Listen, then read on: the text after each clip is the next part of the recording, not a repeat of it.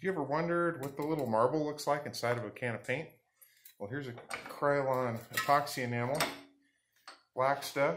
Figured I'd hack this off real quick. I did drill a hole through this first to relieve the pressure.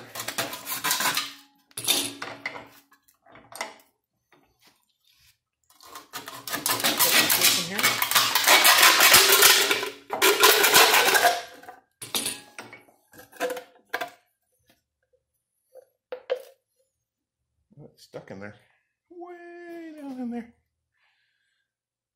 I'll have to pull it out. I got a long screwdriver to pull it out. There it is. What is that?